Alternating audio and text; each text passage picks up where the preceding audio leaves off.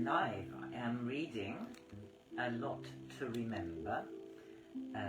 Lot is an area in France, a large region, but it's also wordplay because she dedicates this book to Charles and Denys, who were both her husbands, with love for a lot to remember. She was born in 1907 and passed away in 1989. This book was published in 1962. This is chapter 17, The Beautiful Village. On the day of early June, when Charles and I left Villeneuve-sur-Lot, we lunched at the restaurant du Midi in Tournon-d'Arnay, and then, contentedly replete, basked on the ramparts, regretful to be leaving that gentle, radiant countryside. Soon after we had driven down the road, which coils steeply round the village, the sky turned grey as we were crossing a course where even the earth seemed harsh and ugly.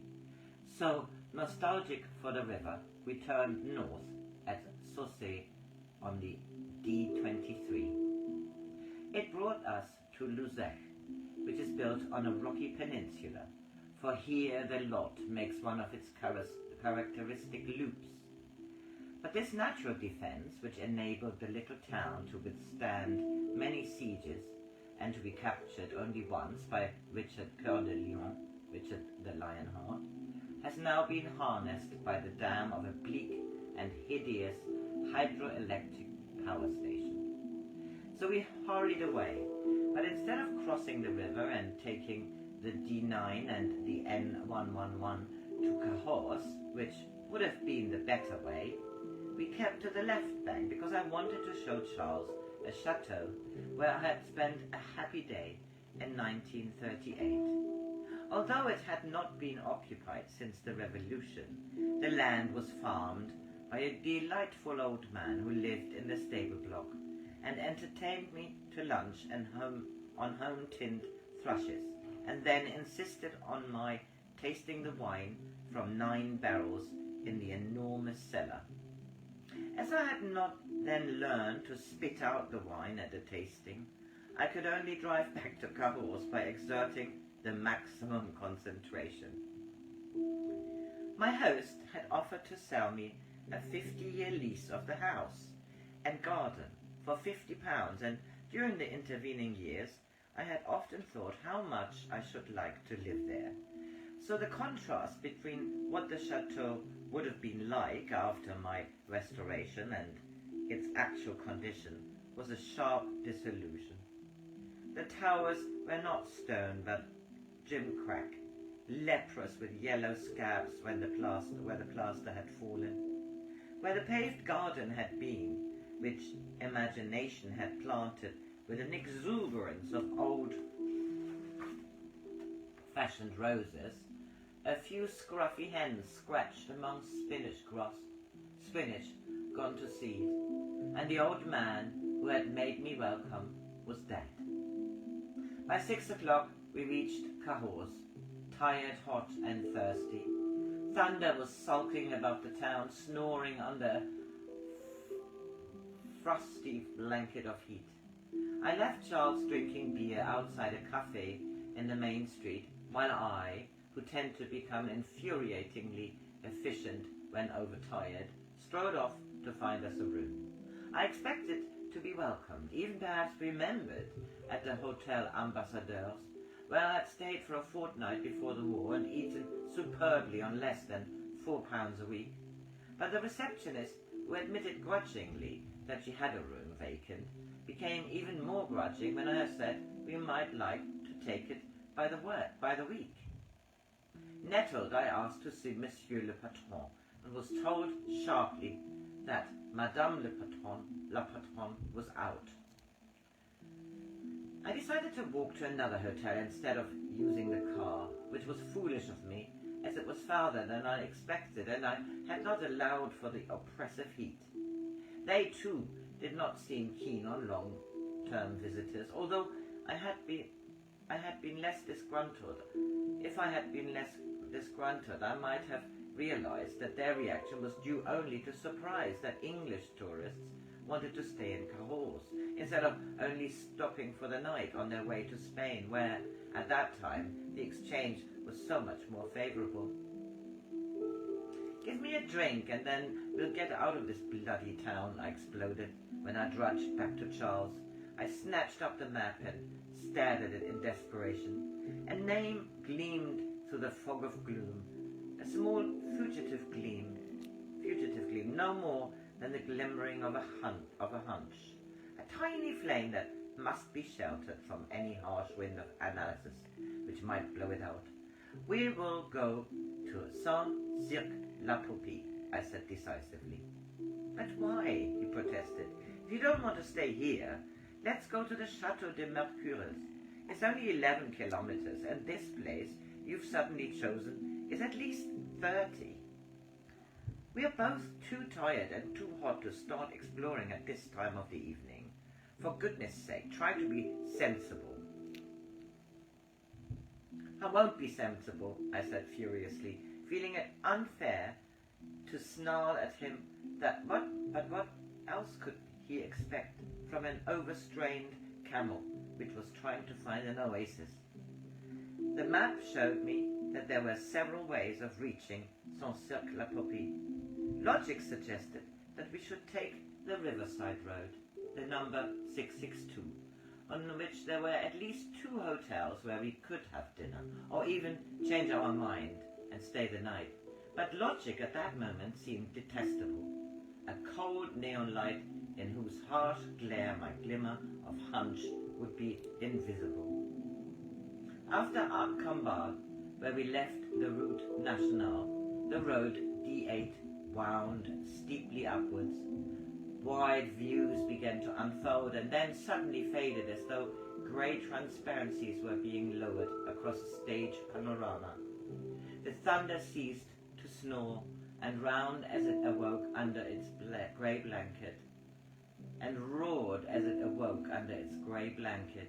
It switched on magnificent lightning, switched it off again, and upset a vast bath of water that made it impossible to drive the car. With one great roar, but this time a roar of laughter, the thunder tore the cloud curtain into shreds and left for us a rainbow in the sky. We wound down the windows, air sparkling with vitality washed over us. We jumped out of the car. We hugged each other. Bright water drops showered down from a bush of honeysuckle as we climbed the bank to see even more of this stupendous view, mile after mile of distance, hill after hill. It only added to our freedom that there was not a village, not even a cottage in sight. We were gay again, eager for adventure. What did it matter if there were no rooms for us or even no dinner when we came to Saint-Cirque-la-Popie? We could drive on until we found where we were going. We had seen the rainbow. And so we came to our beautiful village, by the high road which had already revealed to us such lavish splendor that when it turned yet again and we saw the tiers of roofs and then the serene loveliness of the ancient houses, we could not quite believe it was real. Enchanted, we let the car glide down the curves to the bridge over the lot. Now we must look up to see the village. It seemed to grow out of the rock, 500 feet above its guardian river. We shall stay here, we must, said Charles.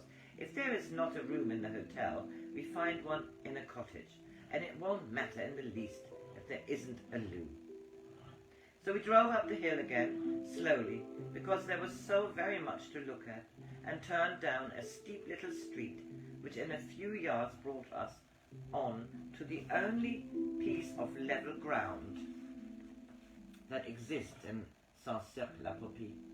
As we were getting out of the car, a man who had been sitting outside Aubonne Shows walked purposefully towards us. I hope you don't mind me speaking to you like this, he said, embarrassed, but I saw the GB on your car and I knew you were English. Strangers in a strange land and all that makes it a bit stuffy to wait for an introduction. For a moment my heart sank. Had our rainbow led us to a beauty spot swarming with English tourists? Perhaps he guessed what I was thinking, for he said hastily, "You are the first English people I've seen since I came here. Wish you had come sooner, as I don't speak much French. This is the best day of my holiday. This is the last day of my holiday, and I'm catching the night train. Just wanted to tell you that you'll be very happy here. Madame Rocher is a wonderful woman. Really wonderful. Nothing is too much trouble. I'm a bit of an invalid, and she has looked after me like a mother." He looked a little anxious, as though we might think him too exuberant. Then he amended his statement. "Madame Rochette will look after you better than a mother." The moment we saw her, we were at home. She showed me her 3 bedrooms. Which did I prefer? It would be the work of a moment to prepare the one the Englishman was vacating. I chose the one with 2 windows, and she seized a broom and started to sweep the floor. Then she discarded it and sat down on the bed, smiling at me contentedly. So fond have I become of our English guest. And then tonight arrive 2 more English. And what is so wonderful is that you and your husband are English, and yet can speak French.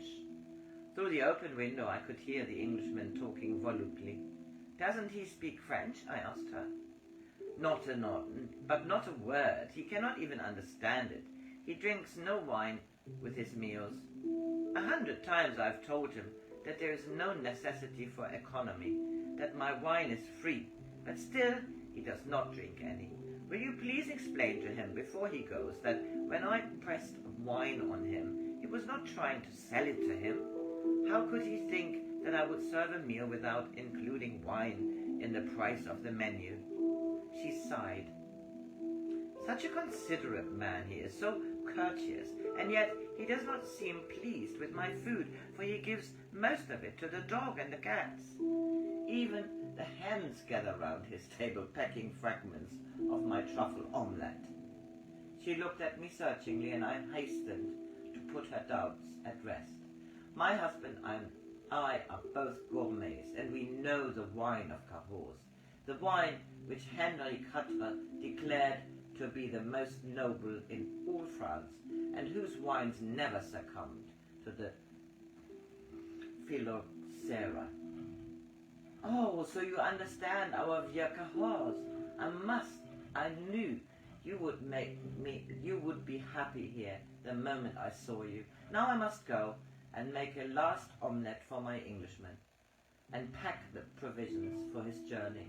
If he cannot eat anything that I give him, he would starve. Poor dear creature, rather than attempt the mediocre food which he would be served in a station buffet or on the train." By the time she brought his omelette, he was in the grip of train fever. She patted him on the shoulder. "Now, you must be calm and not worry, or you will get another attack of indigestion. In 1 hour, the train will go. I refuse to allow you to risk a chill by waiting needlessly on the draughty station." Obediently he started to eat. "How kind she is, how thoughtful," he observed. "Sometimes she has almost killed me with kindness. You see, I came here to recuperate from an operation for the removal of my gallbladder. No fats, no alcohol is the regime, but here no one speaks anything but French."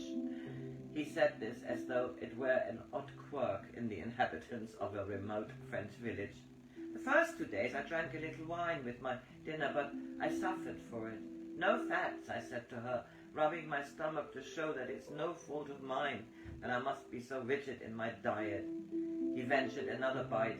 "She thinks I'm hungry. She brings me more pâté, and how delicious it is, although I have to give the animals all but a fragment. When she sees I am not quite up to the mark, she thinks I need feeding up, and makes still richer sauces. It would be unhygienic to allow the cats to lick the sauce of my plate, so I soak bread in it, which they swallow with a relish that I should feel if it were not for my disability." He seemed shy at having talked about his symptoms, So to change the subject, I told him that Charles and I had come to the lot to write a book. "So you like books?" he exclaimed enthusiastically. "I'm a painter, watercolors. I come to France every year."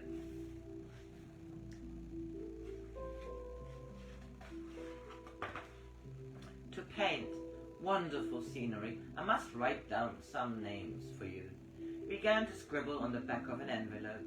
I prattled on. At intervals, he smiled, firing off remarks apparently at random. "Wonderful walks here. Are you a great walker?" "Good, good. Oh dear, I hope the taxi won't be late. So kind everyone is here, but no sense of time whatsoever. They can't understand why I like to get to the station at least an hour before the train is due. Gives one a chance to relax before the journey."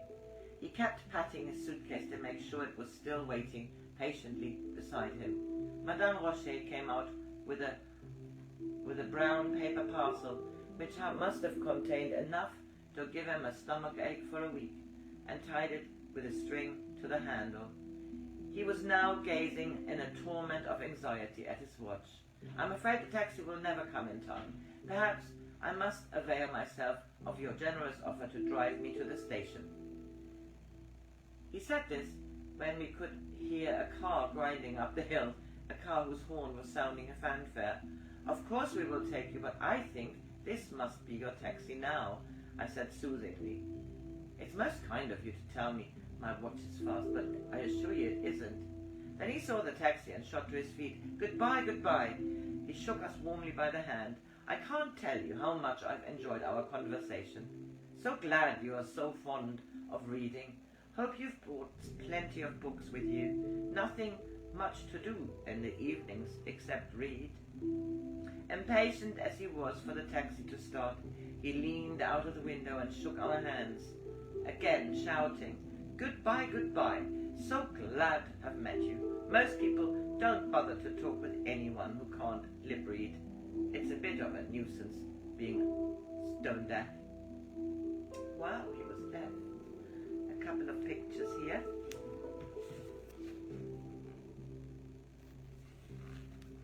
And that was the end of this chapter. I think it was 16, was it? 17, chapter 17. And 17 and chapter 18 is the next one, To All Good Things. Today is the 7th of November 2024.